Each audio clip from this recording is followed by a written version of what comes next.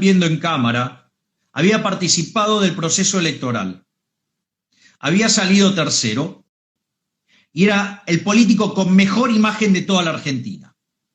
Y si eso hubiera estallado, le hubieran rogado de rodillas que los rescatara.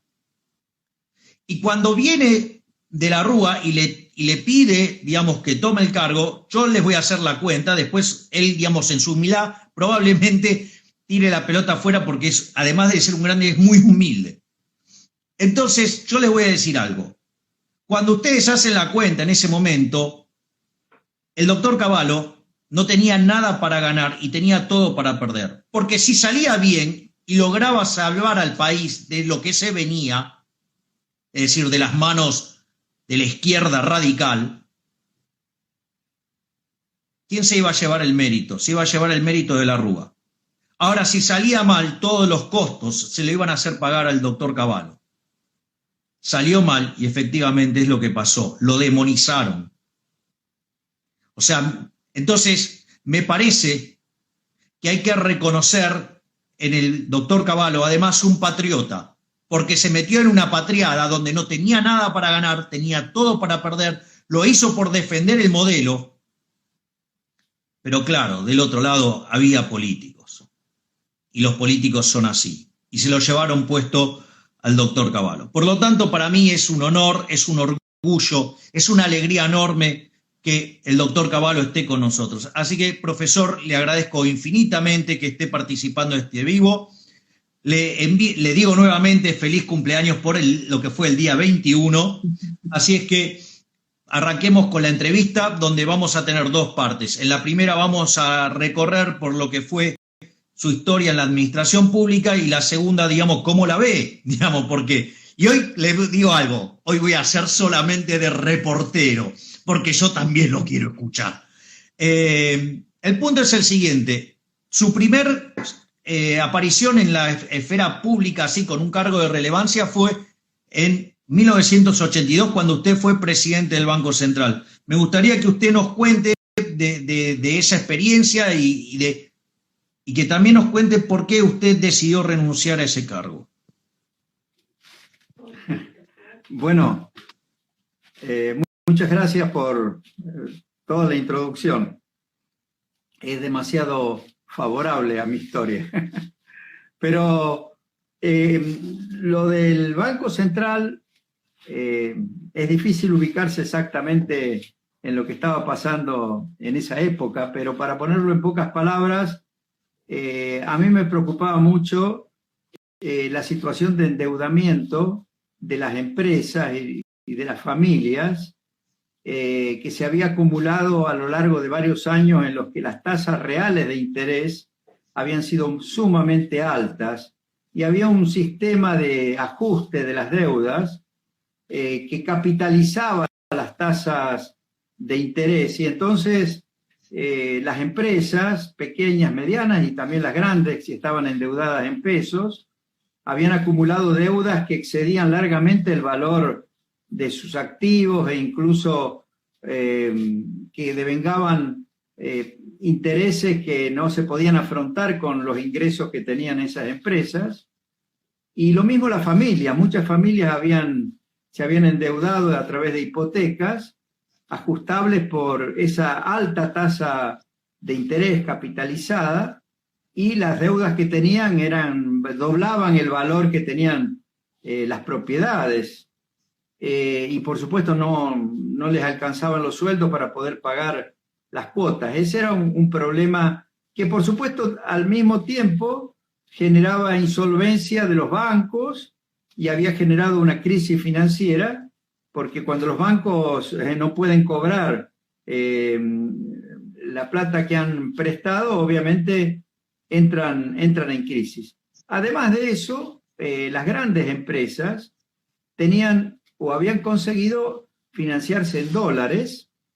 Por supuesto, como el dólar no había habido gran devaluación, al contrario, había estado vigente una tablita.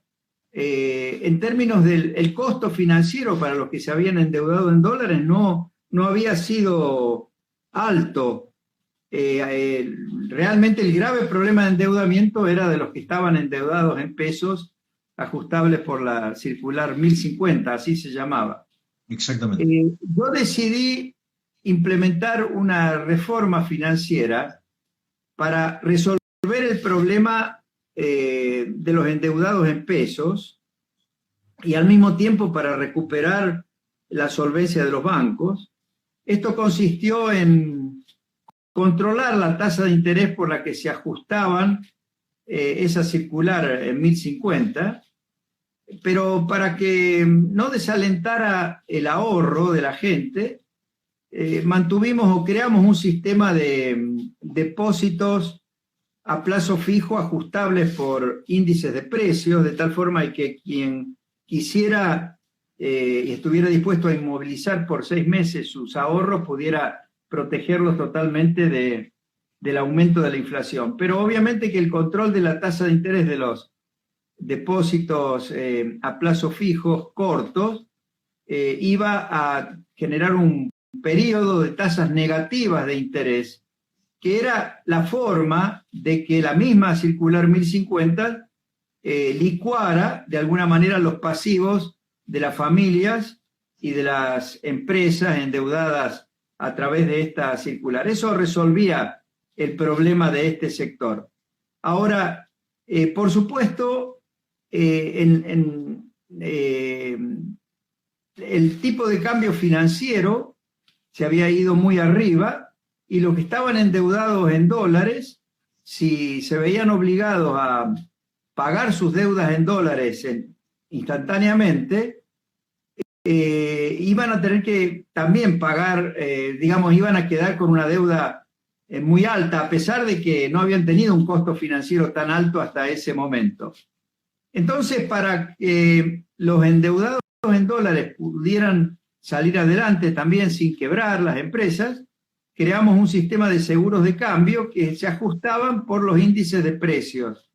Es decir, el tipo de cambio, si alargaban los plazos de pago, conseguían que el acreedor le alargara los plazos de pago, iban a poder pagar con un tipo de cambio que se ajustaba a partir de un nivel anterior, ajustado por índices de precios. En fin, era una solución muy razonable.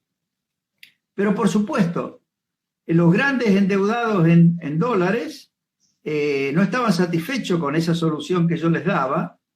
Ellos en realidad querían que se les licuaran sus pasivos de la misma forma como se estaban licuando para los endeudados, que si el gobierno les licuaba los pasivos, como los acreedores iban a pretender cobrar en dólares, la diferencia la iba a terminar soportando el Estado. En realidad lo que ellos querían era que se estatizara la deuda en dólares y ellos quedar debiendo en pesos, lo mismo que el resto de los deudores a los que se le estábamos resolviendo el problema. Yo me oponía a esa solución porque no quería dejar una herencia grave hacia el futuro, ¿no? Y esa fue la razón por la cual me hicieron renunciar del Banco Central a los 52, 53 días de estar ahí. Hagamos una mención, profesor. A 5 meses después que usted se fue, esas empresas lograron que se nacionalizara la deuda. Así es, así es. Estatizaron la deuda y, por supuesto, eso fue una cosa muy, muy grave en términos de la herencia que se dejó para los futuros gobiernos, ¿no? Las grandes empresas que estaban endeudadas en dólares se sacaron de arriba su deuda en dólares y quedó como deuda de la nación. El único que había anticipado que eso era algo muy negativo había sido yo. En una conferencia que di, apenas me sacaron del Banco Central, está publicada en mi libro Economía en tiempos de crisis, y yo dije, si llegan a hacer esto, van a agravar mucho el manejo de la economía futura. Bueno, en ese momento en realidad nadie me atribuía a mí, porque obviamente que lo había decidido el presidente del Banco Central que me siguió. Pero a mediados de los 80, cuando yo escribí el libro Volver a Crecer, que se lo llevé al doctor Alfonsín como colaboración, y Alfonsín lo empezó a leer, incluso en una conferencia en la Bolsa de Comercio utilizó algunos párrafos de mi libro. Los muchachos que se espantaban por el hecho de que Alfonsín pudiera prestarme atención, decidieron demonizarme, ¿ya? O sea, esto de la demonización no pasó solo Igual en le el digo algo, 2008. igual le digo algo, profesor, usted tiene un karma con los temas de la deuda, o sea, porque en realidad no quiso, digamos, nacionalizar la deuda de esa gente y esa gente hizo lobby para sacarlo. Y cuando vayamos a analizar el 2001, la cosa me parece que también anda por ahí, pero bueno. Así es. Bueno, pero lo interesante es que, ¿qué hicieron? Tenían un diario y tenían mucha influencia sobre los medios y empezaron a decir Cavallo el que estatizó la deuda privada y benefició a las grandes empresas. Era absoluta mentira, pero repitieron, y todavía hoy toda la izquierda, cuando me quiere denigrar, sigue insistiendo que yo fui el autor de la estatización de la deuda en aquel año 82. Esto es, miente, que algo quedará, ¿no? Claro, Goebbels. Pero ese tema es uno de los tantos. Quiero destacar algo. Cuando yo resolví el problema de la deuda por la circular 1050, perjudiqué a la familia Kirchner. Porque precisamente, claro, ellos eran abogados de los bancos o de algunas compañías financieras en la provincia de Santa Cruz, y eran los encargados de ejecutar las hipotecas y quitarle a la gente la vivienda porque no las podía pagar. De ahí que cuando se hizo el inventario de todas las propiedades que tenían, los Kirchner tenían un montón de propiedades y todas se habían originado las habían comprado ellos cuando las estaban ejecutando en aquella época. Obviamente que a partir del momento de que yo resolví ese problema, se les desapareció ese negocio, ¿no? Por eso yo le he dicho a varios kirchneristas que me atacaron con ese tema, le digo, ustedes en todo caso o son ignorantes o están tratando de esconder lo que yo realmente hice en el Banco Central, porque les desarmé el negocio, digamos, a sus líderes, ¿no? Claro. En fin, pero esa es anécdota vieja, en realidad estamos hablando de temas muy antiguos. Sí, pero a mí me parece, obviamente yo conozco la historia y, digamos, la izquierda siempre tiene el mismo problema con los datos, ¿no? O sea, porque la verdad es que con solo mirar las fechas alcanza. Es decir, usted se va justamente por no querer hacer eso y 5 meses después lo logran. Entonces, claro. La verdad es que no es un problema de discusión a ver si estamos en una discusión técnica o no. Acá hay que chequear las fechas y con eso solo alcanzaría. A mí me parece sumamente valioso, digamos, que tengamos su testimonio de lo que fue y que la gente sepa cuál es la verdad y no la mentira que los políticos intentan instalar sobre lo que pasó en ese 1982. Es el primer punto. Ahora, digamos, vamos a lo que yo considero que fue el mejor plan de estabilización de la historia argentina por todo lo que duró y lo que fue, digamos, su actuación en el primer gobierno de Menem como ministro de Economía. Así que de nuevo, a lo suyo, profesor. Bueno, yo tuve suerte en mi vida porque antes de enfrentar el desafío de ser ministro de Economía, durante más de 10 años, además de los estudios que yo había hecho en Córdoba y en Harvard y otros trabajos que había hecho, dirigí un instituto en la Fundación Mediterránea en Córdoba, que después creó otras dependencias en el resto del país, con un equipo de gente y estudiábamos los problemas de Argentina, pensando las soluciones en términos de avances hacia una buena organización de la economía. En fin, esto yo lo expliqué el otro día con detalle en una conferencia que di en el 43º aniversario de la Fundación Mediterránea y que está en YouTube, así que la pueden ver. Pero yo tuve, además de esa labor de investigación que me permitió integrar un equipo y estar preparado para eventualmente conducir la economía del país, además de eso, participé durante 2 años como diputado del bloque justicialista. Yo no era peronista, pero me habían invitado el dirigente de Córdoba, José Manuel de la Sota, a ser un candidato independiente. Y ahí, junto con Guido Di Tella, pudimos realmente influir en el pensamiento de los peronistas, del bloque peronista, de tal forma que cuando Menem fue elegido precandidato, porque ganó la interna, Menem me invitó a que lo acompañara en un viaje por Europa en el que él se entrevistó con los líderes europeos. Yo era el que iba siempre con él a esas entrevistas importantes, y ahí establecí una relación con él y una interlocución con él que durante la campaña electoral no fue importante, salvo ese viaje, pero después, cuando él me invitó a ser primero ministro de Relaciones Exteriores, y durante 1 año y medio trabajé con él en establecer muy buenas relaciones de Argentina con prácticamente todo el mundo, construir puentes y destruir muros y conseguir apoyos para resolver nuestros problemas.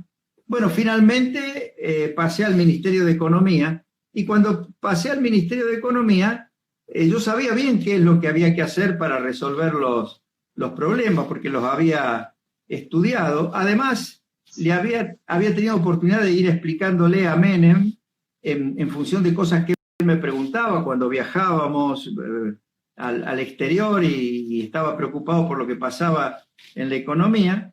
Y entonces yo tuve la suerte de que Menem me permitió nombrar en todos los cargos de secretario u otra gente que yo conocía, pero que sabía que podían trabajar muy bien con nosotros. Y integramos un equipo.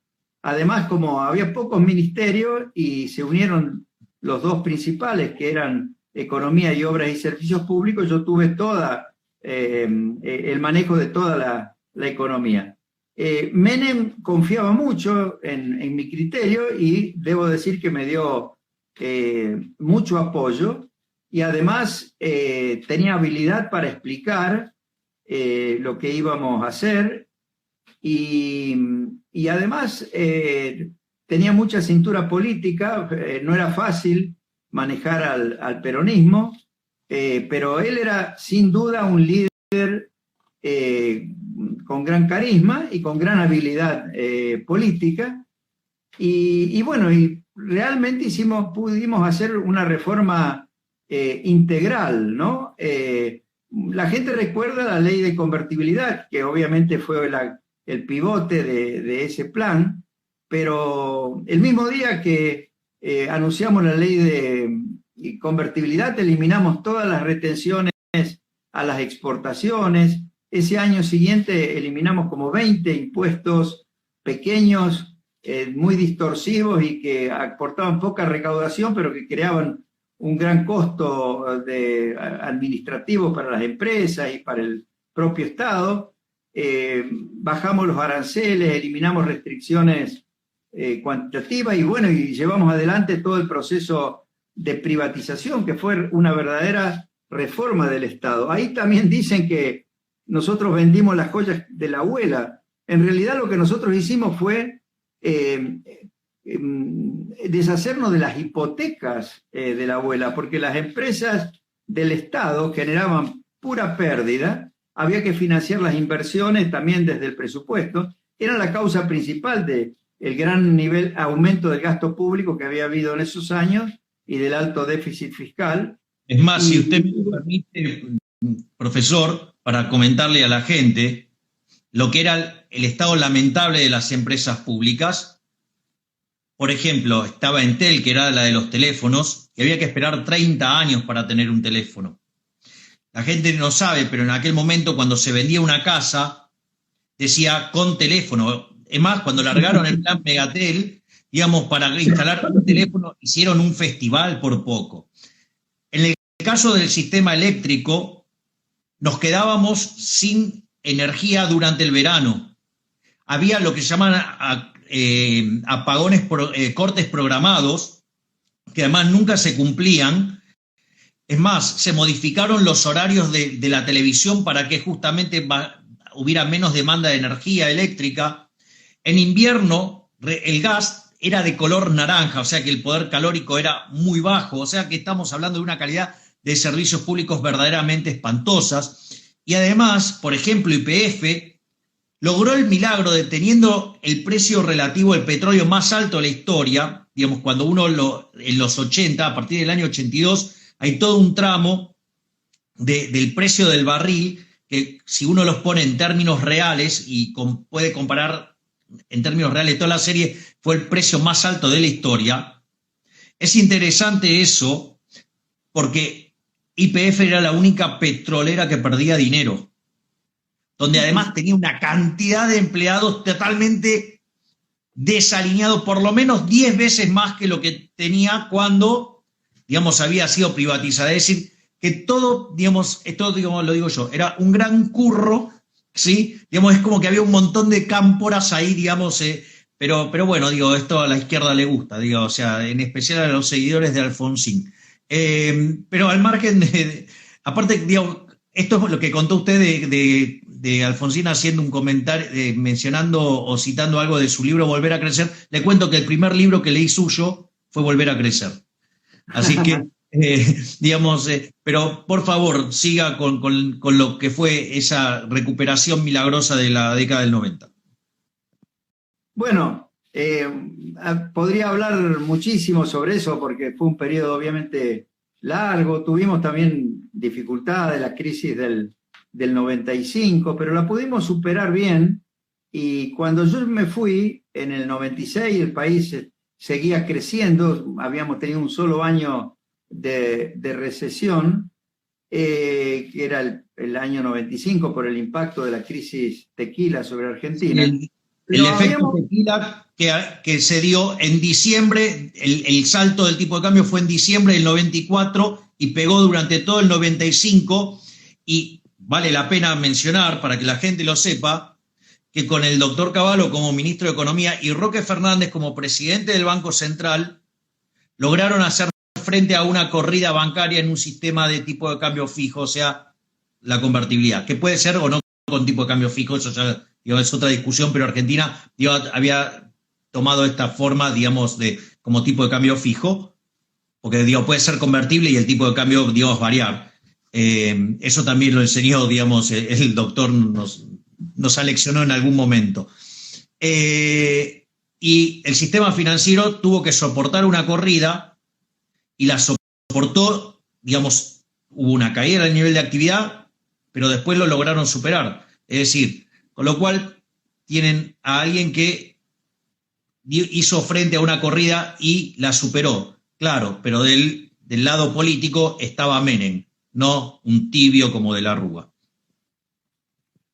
Bueno, en realidad de la Rúa, cuando yo estuve después en el gobierno, antes que nada, antes de entrar al tema de la Rúa y del periodo de la Rúa, déjenme decir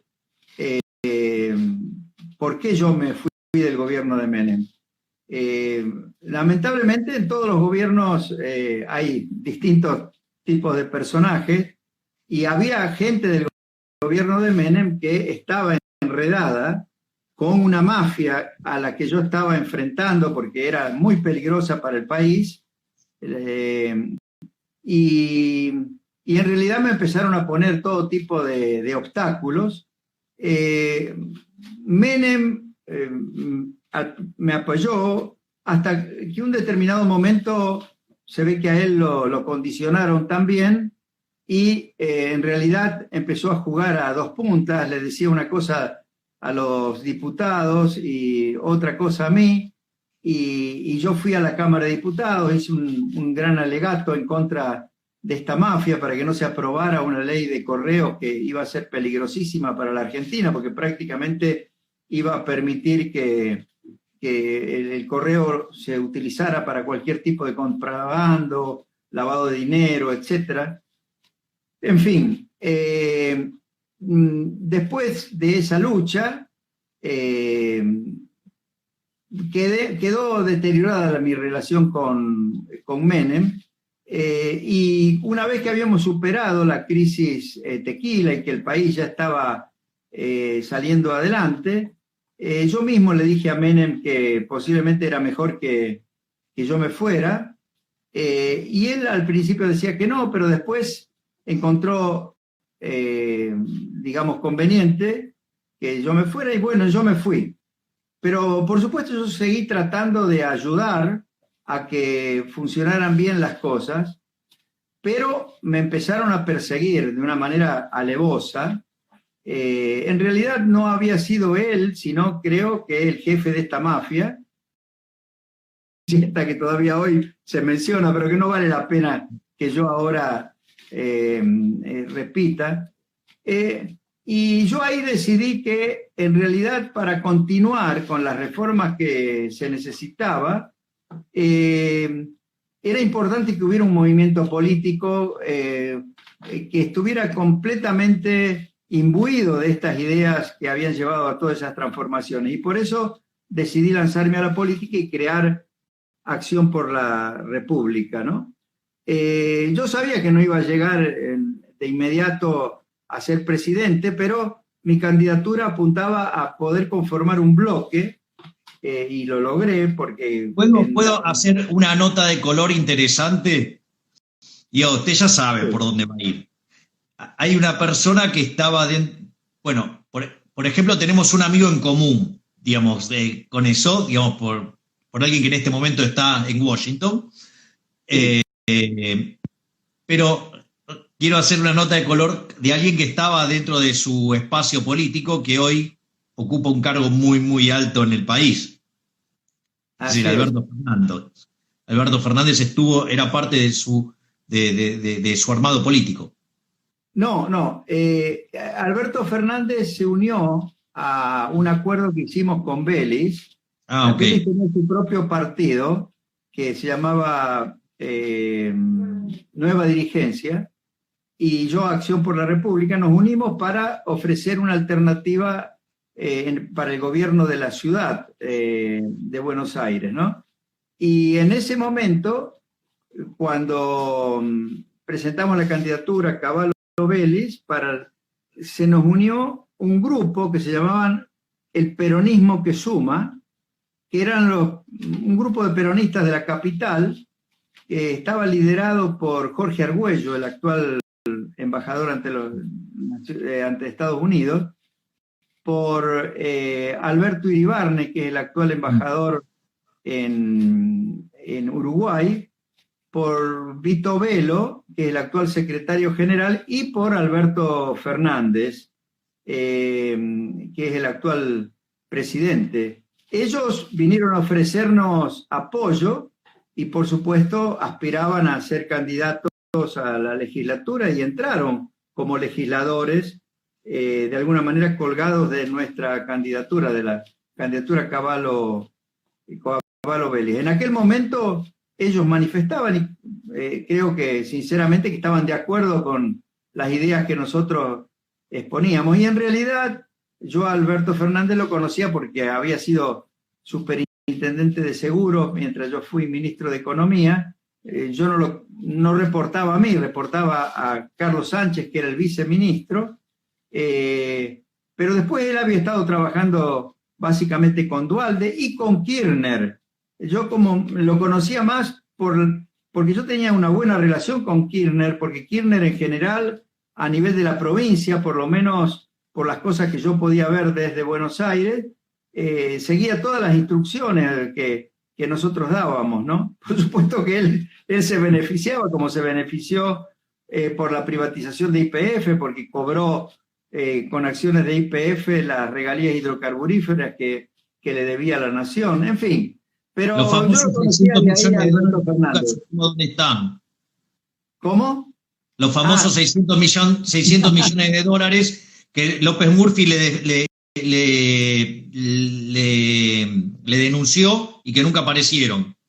Sí, bueno, yo creo que esos fueron parte del financiamiento de la campaña electoral y de la llegada de él al poder, ¿no? Pero, entre paréntesis, a los que estén muy interesados en todos estos detalles, les recomiendo que lean mi último libro, el que escribí con mi hija, que se llama Historia Económica de la Argentina. Yo cuento todo esto con evidencia y lujo de detalle. No sé si ahí lo tienen al libro, pero además lo pueden ver en mi blog, etc. Bueno, en definitiva, lo que quiero destacar es que mientras yo estaba trabajando en Acción por la República, en realidad desde que yo formé Acción por la República, el peronismo empezó a perder las elecciones, porque ya en el 97 perdió la capital, porque una cosa era el peronismo que tenían los peronistas y que además tenía el ingrediente liberal que aportábamos nosotros, y otra cosa era el peronismo solo, ¿no?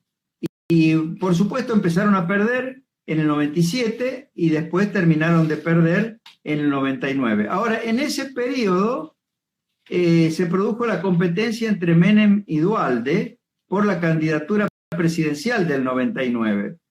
Y esa competencia fue malísima para el futuro del país. ¿Por qué? Porque Duhalde, desde la provincia de Buenos Aires, como tenía a mano el banco que nunca había privatizado, valiéndose de una prerrogativa del Pacto de San José de Flores, mientras que el grueso de los gobernadores habían privatizado los bancos, como nosotros lo habíamos planteado, y se lo habíamos puesto como condición con motivo de la crisis tequila, porque los bancos provinciales habían sido una de las causas de la vulnerabilidad que teníamos en aquel año. Pero bueno, Duhalde echó manos a todos los fondos del banco, se endeudó con el banco, le quitó los depósitos para financiar un aumento del gasto público y un gran déficit en la provincia de Buenos Aires. Y en realidad Menem le dio la luz verde a los otros gobernadores para conseguir el apoyo de los otros gobernadores, para que los gobernadores hicieran lo mismo, pero como no tenían sus propios bancos, se endeudaran con el sistema bancario, ofreciendo los fondos de coparticipación como garantía. Eso dio lugar o fue la semilla de la crisis financiera que ahí se dieron préstamos que no iban a cobrar nunca a las provincias. Contabilizaban altos intereses que teóricamente le iban a cobrar a las provincias, pero que las provincias nunca le iban a pagar, por más que estuvieran garantizados por la coparticipación federal, ¿no? Y obviamente cuando los bancos dan préstamos que no van a cobrar, los depositantes, comenzando con los que le habían traído plata de afuera para depositar en esos bancos, los grandes fondos de pensiones que eran los grandes depositantes de los bancos, y luego, siguiendo por otros depositantes, empiezan a retirar sus depósitos porque desconfían de la solvencia de esos bancos, ¿no? Y así se fue generando... Es más, si usted lo permite, digamos, con toda esa situación fiscal de descalabro, porque además los bancos tenían muchos títulos provinciales con estos fideicomisos que usted señala que eran contra coparticipación. Es más, no solo que ahí es cuando aparecen también las cuasimonedas, porque como tenían tan comprometida la coparticipación, tuvieron que y tenían pocos recursos propios, empiezan a emitir las cuasimonedas. Pero hay algo muy interesante. En marzo, el señor Alfonsín, él dice que él no decía de no pagar la deuda, pero qué lindo sería no pagarla, ¿no? Cuando, digamos, el sistema financiero, tal cual usted lo menciona, estaba súper tomado en deuda, en títulos públicos, tanto del gobierno nacional como, digamos, de las provincias. Arranca la corrida y después viene la famosa ley de intangibilidad de los depósitos. Así es, pero el primero que creó dudas sobre si había que pagar la deuda o no fue Duhalde en la campaña electoral. Claro. No así de la Rúa, que prometía continuar con las políticas anteriores y nunca puso en duda el pago de la deuda, pero Duhalde sí la ponía en duda. Duhalde no. Bueno, está bien, pero Duhalde yo no estoy hablando del caso de la Rúa. Estoy diciendo, digamos, la actitud de Alfonsín, que era un gran referente dentro de la alianza, ¿no? Claro, bueno. El gran problema para Alfonsín, en mi criterio en ese momento, es algo que va a ser un gran problema para Alberto Fernández y para el actual gobierno, y es tener a un personaje como Leopoldo Moró cerca. O sea, Leopoldo Moró es posiblemente el dirigente más destructivo de un buen orden económico y social en la Argentina. Es un personaje realmente muy peligroso y muy nefasto, y yo creo que Alfonsín se dejó influir por Leopoldo Moró, que era el que realmente llevaba ahí la batuta para crearle infinita cantidad de problemas a De la Rúa, y por supuesto cuando yo me incorporé decidieron que bueno, iban a terminar conmigo, y si necesitaban terminar con De la Rúa también para terminar conmigo, no importaba, porque a ellos en realidad no sé qué es lo que les importaba, pero sí querían que fracasáramos. Pero le paso un dato de color, profesor, le paso un dato de color. Ayer Moró, digamos, mandó un tuit verdaderamente lamentable, donde a favor de la expropiación de Vicentín, a favor de la expropiación de Edesur, bueno, justamente todo lo que usted está diciendo. Y lo traigo al caso, ¿sabe por qué? Porque en realidad Moró es el ex suegro de Leandro Santoro. O sea, Leandro Santoro estaba casado con la hija de Leopoldo Moró, o sea, con lo cual, y que se autodefinen radicales alfonsinistas, porque dicen que ser alfonsinista es más que ser radical. Es muy interesante eso, porque hoy ese chico es, digamos, una de las personas que le hablan al oído al presidente Alberto Fernández y le contamina por donde pisa todo con su visión prácticamente comunista, por decirlo de alguna manera. Por eso me parece interesante mencionar esto, porque esa gente hoy está cerca de Alberto Fernández. Sí, bueno, y Moró, al que le dan tremenda prensa en C5N y en los distintos canales que tratan de apoyar al gobierno, es prácticamente un vocero de Cristina, ¿no? Y de la vicepresidenta, pero, y bueno, Leandro Santoro se muestra como asesor de Alberto Fernández. Creo que la hija de Moró también está en exactamente. La legislatura o algo. No, realmente es una familia temible, ¿no? Bueno, este Leopoldo Moró jugó un rol muy desestabilizante en el año 2001, ¿no? Dentro del gobierno radical. Pero le digo, también hubieron personajes desestabilizantes que incluso han estado en el PRO, como por ejemplo la señora Carrió, ¿no? Yo no quiero tirarme contra de ella, pero la verdad es que nunca trabajó, por lo menos en esa época, para ayudar a que el gobierno pudiera resolver los problemas, ¿no? En fin, hay muchísimas cosas que les podría contar de ese periodo, pero lo interesante, y es relevante para lo que está pasando ahora, es que estábamos con todo esto, no solo fue una crisis financiera, sino que se transformó en una crisis de deuda, porque obviamente los acreedores perdieron confianza en Argentina y ya no había forma de conseguir refinanciación normal de la deuda y había que ir a una reestructuración de la deuda. En esa época no existían los mecanismos que ahora sí existen en los bonos, las cláusulas de acción colectiva, pero logramos con aportes que nos hicieron tanto del Tesoro de Estados Unidos como del Fondo Monetario y algunos amigos míos, economistas muy prestigiosos como Jacob Frenkel,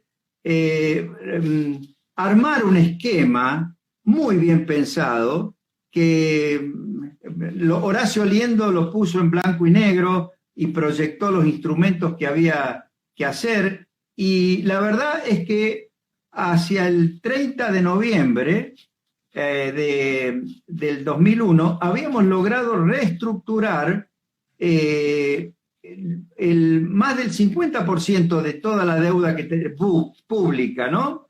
Era la que tenía que ver con el sistema financiero local. Con el sistema financiero local, con los fondos de pensiones y con muchos tenedores de bonos aquí de la Argentina que entendían la situación y que aceptaron entregarlos al gobierno contra lo que se llamaba el préstamo garantizado. Es decir, ellos se transformaban en unos acreedores de la Argentina con una tasa del 7% de interés, alargando los plazos y con garantía de impuestos de que se le iba a pagar esas deudas. Y lo interesante de ese mecanismo es que quedaba el gobierno para la mayor parte de los bonos con el poder de voto para que en una segunda oferta de canje que íbamos a hacer para todos los tenedores que no habían entrado en esta primera etapa, y esa la teníamos que hacer siguiendo los lineamientos de la Comisión Nacional de Valores de los distintos países, en particular la Securities and Exchange Commission de los Estados Unidos, por lo cual no la podíamos anunciar antes, teníamos que primero tener escrito el prospecto, pero la idea era que ahí íbamos a utilizar unas cosas que se llaman cláusulas de salida consentida, que con un 66% de los votos, que para la mayoría de los bonos ya los teníamos, en base a la primera etapa de la reestructuración, íbamos a conseguir que todos se presentaran a ese canje, y eso iba a permitir alargar todos los plazos en 3 años y despejar en los próximos 3 años de todo tipo de vencimiento y bajar las tasas de interés al 5% anual, desde niveles que eran mucho más elevados. Era una economía muy importante de la factura de intereses que entre las provincias y la nación se estaba pagando, eran muy altos en ese año 2001. De esa forma se aseguraba que el déficit fiscal iba a ser cero en el año 2002. En medio de para que en una segunda oferta de canje que íbamos a hacer para todos los tenedores que no habían entrado en esta primera etapa, y esa la teníamos que hacer siguiendo los lineamientos de la Comisión Nacional de Valores de los distintos países, en particular la Securities and Exchange Commission de los Estados Unidos, por lo cual no la podíamos anunciar antes, teníamos que primero tener escrito el prospecto, pero la idea era que ahí íbamos a utilizar unas cosas que se llaman cláusulas de salida consentida, que con un 66% de los votos, que para la mayoría de los bonos ya los teníamos, en base a la primera etapa de la reestructuración, íbamos a conseguir que todos se presentaran a ese canje, y eso iba a permitir alargar todos los plazos en 3 años y despejar en los próximos 3 años de todo tipo de vencimiento y bajar las tasas de interés al 5% anual, desde niveles que eran mucho más elevados. Era una economía muy importante de la factura de intereses que entre las provincias y la nación se estaba pagando, eran muy altos en ese año 2001. De esa forma se aseguraba que el déficit fiscal iba a ser cero en el año 2002. En medio de ese proceso, Le hago una nota al pie de página, profesor, porque cuando usted lanzó la ley era, es decir, después del pago de intereses, porque durante el macrismo se lanzó una ley de déficit, un objetivo de déficit cero, que hablaba en términos de resultado primario, y eso no es déficit cero. Claro, bueno, el resultado primario a lo largo de toda la década del 90 y incluido el año 2001, siempre fue cero o positivo. Es decir, nunca tuvimos déficit primario. El déficit que se fue acumulando, y en particularmente el déficit muy alto del año 2001, tenía que ver con la factura de intereses. No tanto los intereses sobre la deuda externa, sino los intereses sobre esas deudas que se habían acumulado con los bancos, que eran intereses altísimos, ¿no? En fin, y todo eso se resolvía con la reestructuración de la deuda, y estábamos a 2 meses de completarla. Ahí el Fondo Monetario Internacional, el director gerente, por una cuestión de enfrentamientos con Bush, que no viene al caso ahora entrar a explicar en detalle porque tomaría mucho tiempo, cometió un error de no desembolsar un dinero que estábamos esperando en el mes de noviembre, y eso, más unas expresiones que tuvo Ann Kruger desafortunadas, aunque no las hizo con mala intención, sobre un sistema de reestructuración de deuda soberana que ella estaba proponiendo y que hablaba de controles de cambio.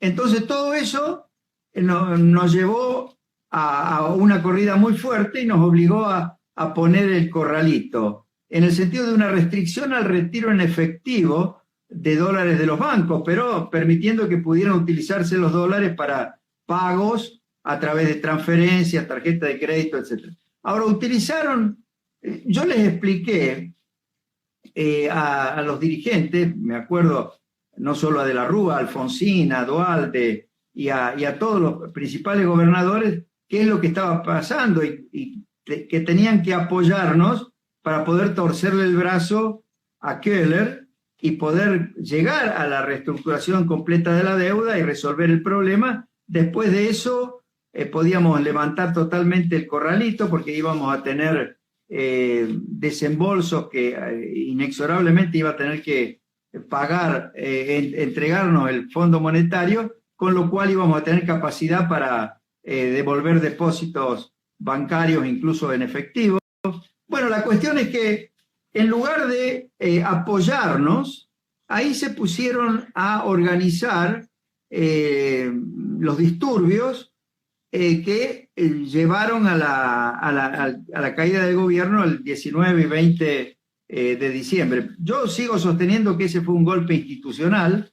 Por supuesto que la gente que protestaba tenía razones para protestar, pero la organizaron, sobre todo las columnas que venían del Gran Buenos Aires, y para terminar en una desestabilización total del gobierno. Ahí, por supuesto, en lugar de apoyarlo a De la Rúa, los radicales le echaban más leña al fuego. No todos los radicales, había gente que todavía lo apoyaba, pero los tipos Leopoldo Moró y compañía lo que querían era que cayera no solo Cavallo, sino De la Rúa también. Pero ahí lo interesante es que los que estaban fuertemente endeudados en dólares, que no eran pequeñas y medianas empresas ni familias, sino grandes empresas, lideradas por este señor de Mendiguren, que era presidente de la Unión Industrial, encontraron la oportunidad de convencerlo a Dualde, que obviamente no entiende nada de nada en estos temas. No sé bien cómo lo convencieron, pero lo convencieron de la famosa especificación compulsiva de la economía, que esa fue la verdadera destrucción del régimen monetario y de toda la base contractual de la economía, y es lo que provocó una devaluación que llevó el precio del dólar de 1 peso a casi 4 pesos por allá por septiembre. Eso exactamente, fue, tocó 3,98 en el septiembre. descalabro. Ahora, el grave daño que se le estaba causando a todo el pueblo, porque eso provocó tremendas caídas del salario real, aumento de la desocupación, aumento de la pobreza, y por supuesto provocó ese solo año 42% de inflación con los salarios y las jubilaciones virtualmente congeladas. Todo ese daño tenían que encontrar a quién echarle la culpa. Y bueno, decidieron echarle la culpa a Domingo Cavallo. Y de ahí vino todo el proceso de demonización. Y por supuesto, también a De la Rúa, también a Menem y a la década del 90 en general y al neoliberalismo y toda esa historia que después pasó a formar parte del relato kirchnerista, ¿no? En fin, pero no quiero abundar mucho más sobre esto y voy a describir para cuando tenga que darte mi opinión sobre cómo veo la situación actual. Exactamente, pasemos a la discusión de la coyuntura actual. ¿Cómo la está viendo usted, profe? Bueno, antes que nada, cuando lanzamos las reformas en el año 91, el diagnóstico que yo tenía y que compartíamos con muchos otros economistas, pero que era el caballito de batalla de la Fundación Mediterránea, era que veníamos de la peor combinación de socialismo y capitalismo que podíamos imaginar, un socialismo sin plan y un capitalismo sin mercados, siendo que el plan es esencial para el funcionamiento de una economía socialista, de un gran sector público, y los mercados transparentes, abiertos, competitivos, son la clave para que funcione un capitalismo que asigne eficientemente los recursos, que genere crecimiento, que mejore la calidad de vida de la gente. En fin,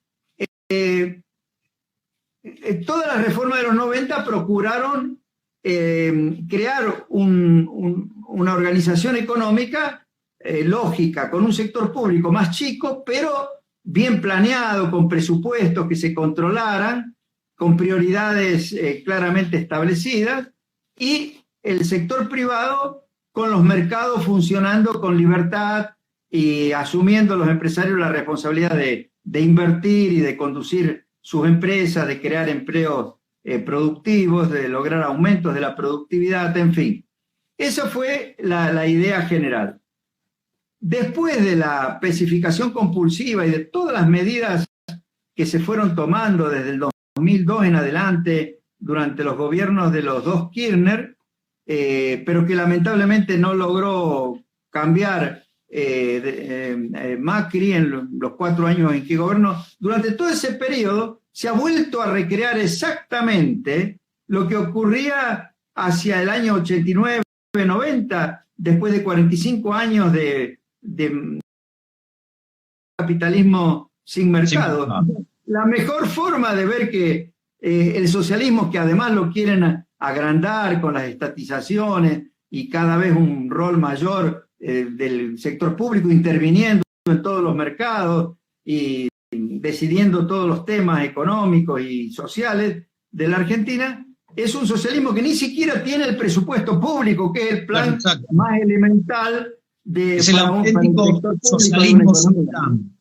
Claro, entonces, y por supuesto, los mercados están totalmente intervenidos, distorsionados, no funcionan para nada con la transparencia, la competencia, que por supuesto eso se ha agravado con el efecto de la pandemia y la cuarentena, pero ya la economía venía muy, muy mal organizada. ¿Y qué está pasando ahora?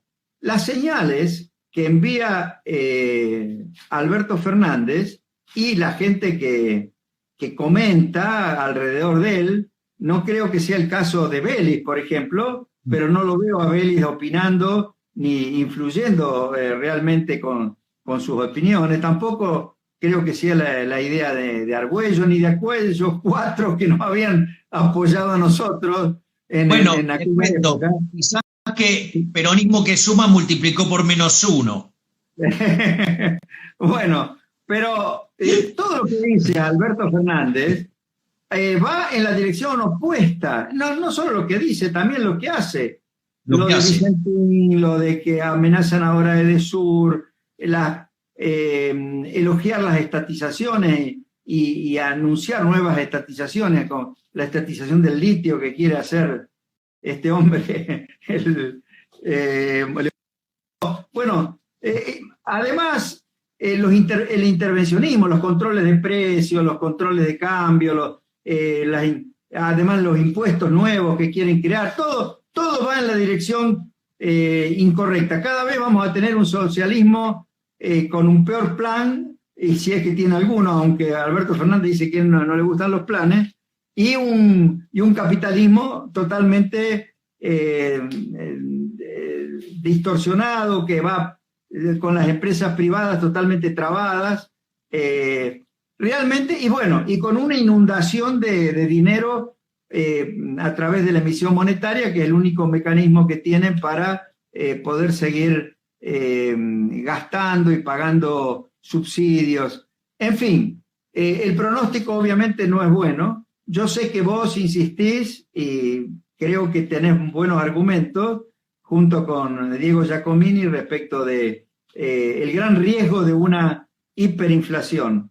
Yo le agregué algo que veo que el otro día vos tuviste en cuenta en unas declaraciones que hiciste, que las hiperinflaciones se producen cuando ya hay un vacío de poder y el gobierno pierde toda capacidad de control de la economía.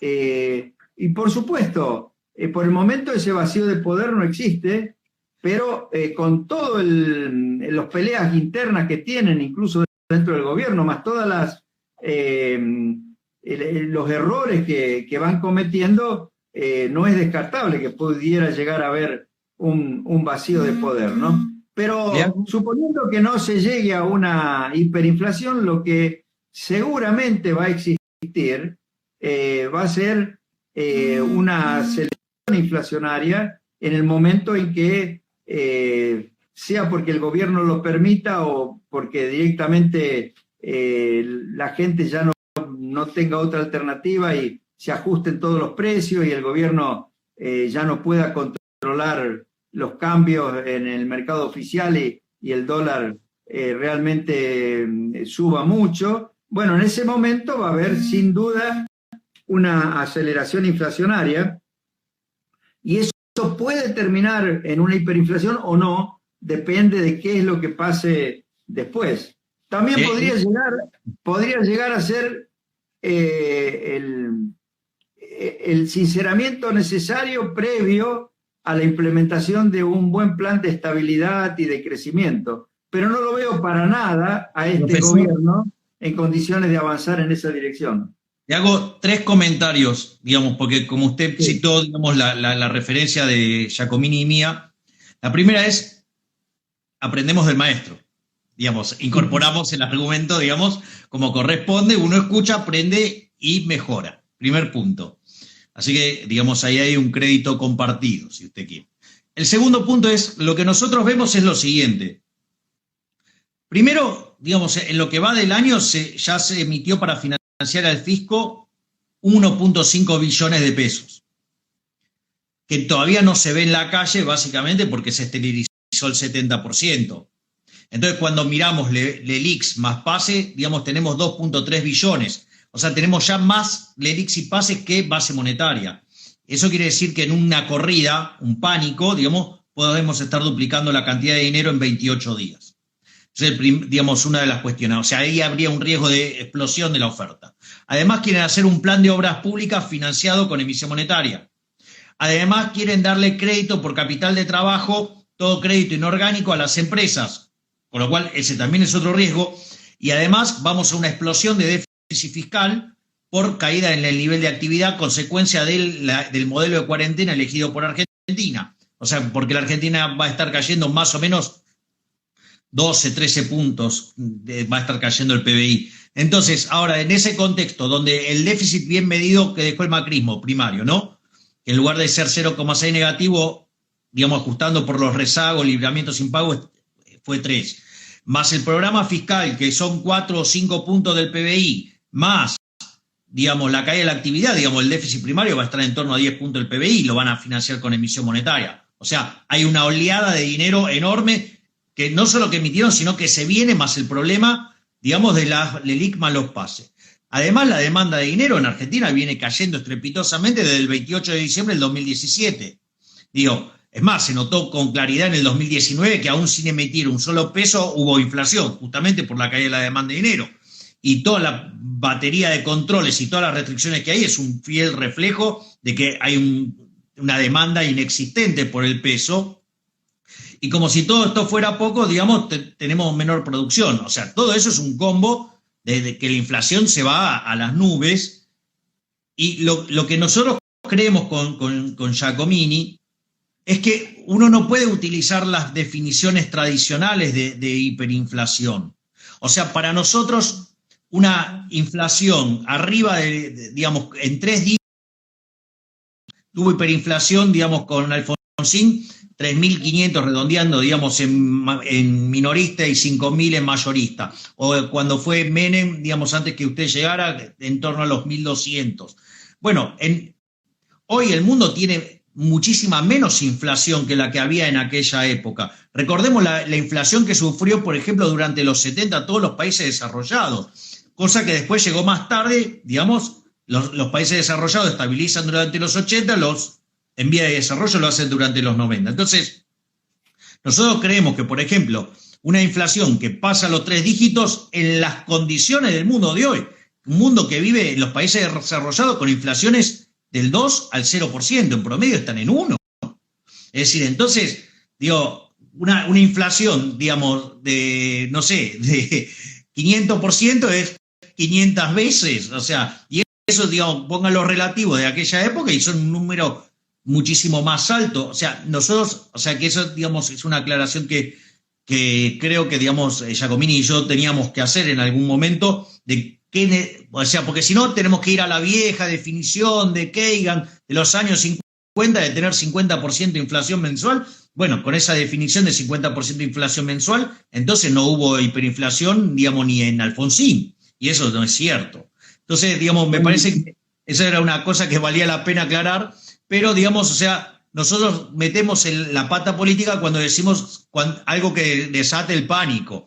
Pero, digamos, o sea, estoy viendo al que me lo enseñó. No, te entiendo.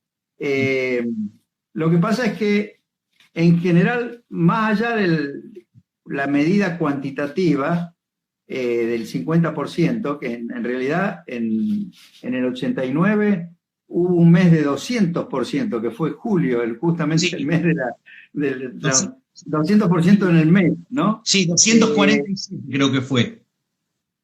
Me parece que, bueno, no sé, a lo mejor mayorista 200 y al minorista 140, bueno, pero fue muy, muy alta y desde marzo del 89 a marzo del 90, la tasa de inflación, la inflación acumulada durante esos 12 meses fue del 11.000%, ¿no? O sea que es una cosa realmente dramática.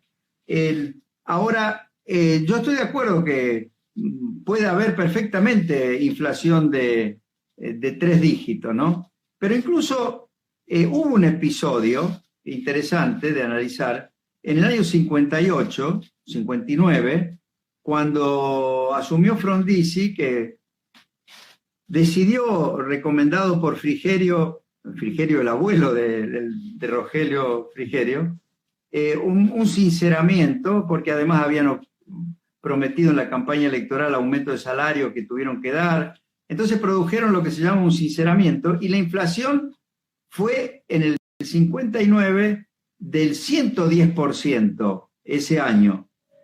Pero fue nada más que ese año, porque inmediatamente pusieron en marcha un plan de estabilización y crecimiento, que fue ahí cuando se incorporaron al gobierno, no sé si primero Alzogaray, después Roberto Aleman y después Alzogaray, pero lograron ya en el 60 que la inflación bajara al 10% y en el 61 fue muy baja la inflación, ¿no?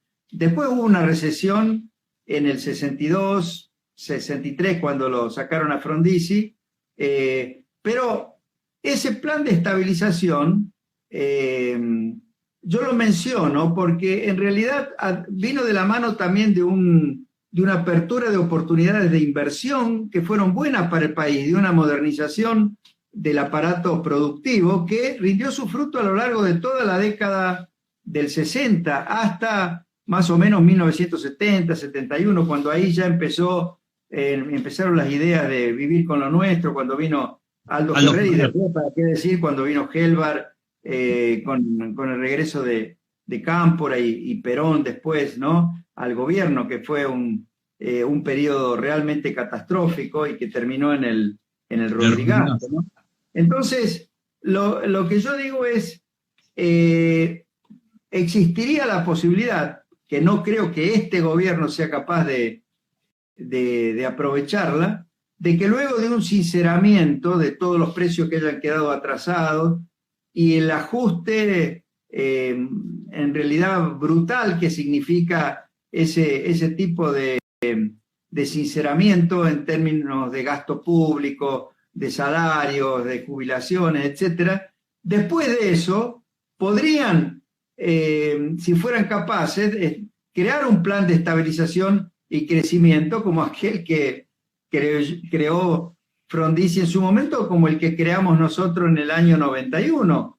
Pero yo no veo que, para eso hay que entender bien el funcionamiento de la economía y sobre todo no confiar en los controles, sino que confiar en la competencia, en el funcionamiento, en la transparencia, en la creación de condiciones de confianza. Por ejemplo, todo el tema de la falta de crédito.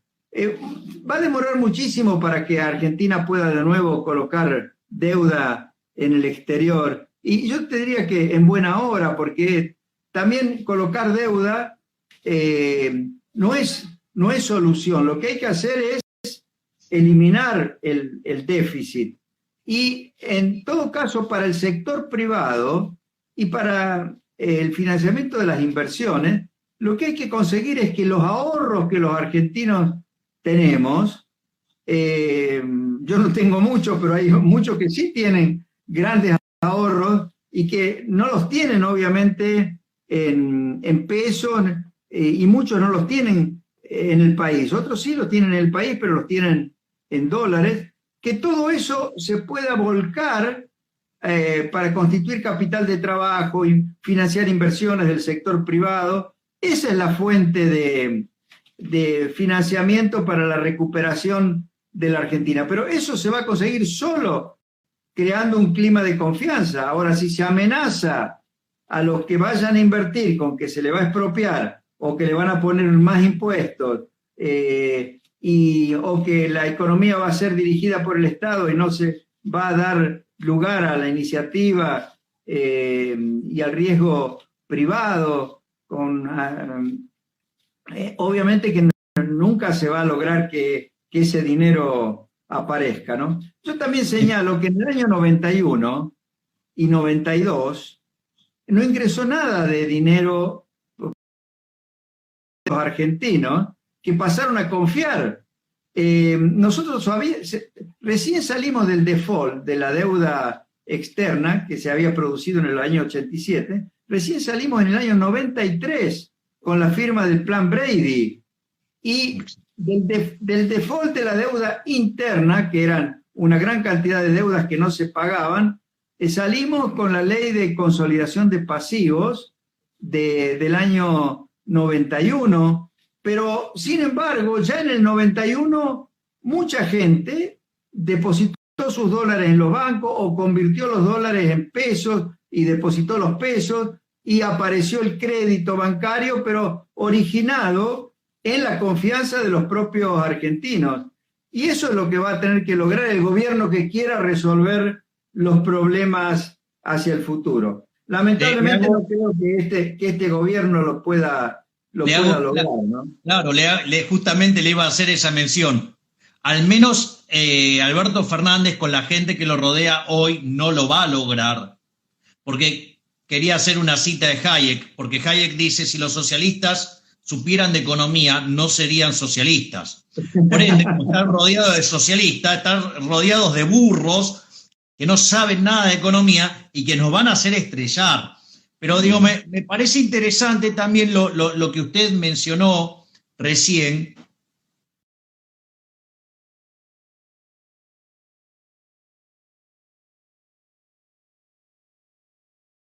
que frente a la consolidación de pasivos del año 91, pero sin embargo, ya en el 91 mucha gente depositó sus dólares en los bancos o convirtió los dólares en pesos y depositó los pesos y apareció el crédito bancario, pero originado en la confianza de los propios argentinos. Y eso es lo que va a tener que lograr el gobierno que quiera resolver los problemas hacia el futuro. Lamentablemente no creo que este gobierno lo pueda lograr, ¿no? Claro, justamente le iba a hacer esa mención. Al menos Alberto Fernández con la gente que lo rodea hoy no lo va a lograr, porque quería hacer una cita de Hayek, porque Hayek dice, si los socialistas supieran de economía, no serían socialistas. Por ende, como están rodeados de socialistas, están rodeados de burros que no saben nada de economía y que nos van a hacer estrellar. Pero digo, me parece interesante también lo que usted mencionó recién, que frente a la situación de la crisis, de la megacrisis, eso podría abrir la ventana de que tuviera lugar un proceso como fue el de la convertibilidad, ¿no? Así es. Pero se van a tener que limpiar los socialistas de encima. No solo la reforma monetaria, sino todos los demás aspectos. La reforma, ¿no?, del Estado, porque claro. Yo insisto que lo que está mal, lo que no funciona en Argentina son las instituciones económicas. Estamos con una economía totalmente mal organizada, muy alejada de los principios de organización económica que tempranamente había enunciado Juan Bautista Alberdi en su libro El régimen económico y rentístico de Argentina. Sí. Y de los principios de buena administración económica, que obviamente no son el anarcoliberalismo del cual vos hablás una economía libre sin presencia del Estado, pero algo que va en esa dirección. Es decir, yo reivindico tus posiciones y la de los libertarios en general, diciendo que obviamente para sacarle de la cabeza a la gente las ideas marxistas, comunistas, socialistas, tiene sentido presentar la otra utopía, la utopía liberal, digamos, absoluta, pero en realidad no hay ninguna economía que llegue a esa situación. Pero es importante que se vaya que el camino, el rumbo sea en esa dirección. No hay que el Estado, que en mi opinión tiene que existir, pero tiene que existir para organizar la vida económica, para definir reglas de juego